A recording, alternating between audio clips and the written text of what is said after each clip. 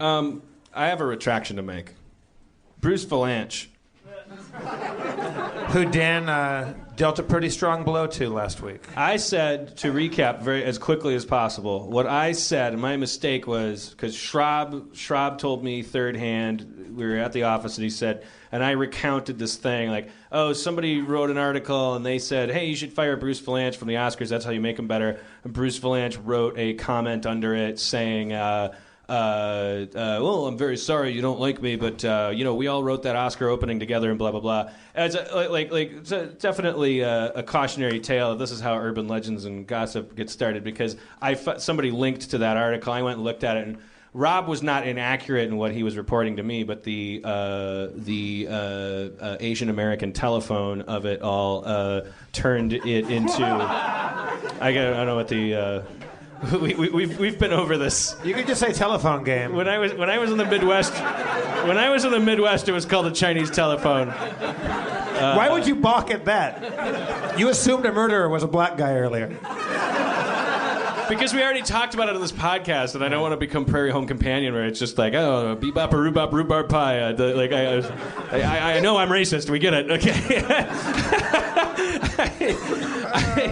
But I looked at the article that we were talking about, for those of you who listened to a couple episodes back, and I looked at the comment that Bruce wrote, and I don't think that he's guilty of anything worthy of me maligning him. He said we wrote and we rewrote the Oscars together, kind of which is in general is true. I mean, we did sit there in a room together and try to write jokes that Hugh Jackman should be saying. He never said I wrote the reader dance or anything. He didn't claim authorship of anything. That he's not a weird liar, Bruce. If you're out there listening, you're just weird.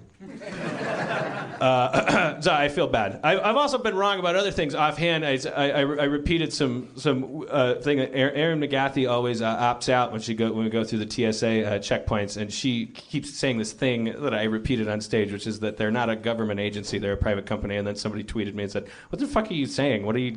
I looked it up, and that's not true either. So one should be careful sometimes. One should tend one's own garden. That's how you stay honest. You don't have to worry about saying something that needs to be retracted. Spencer's mom is lesbian. Yeah, so retraction there. You didn't actually end up fucking her, right? Why do you think I would call her a lesbian? That's a title I reserve only for women that won't do it with me.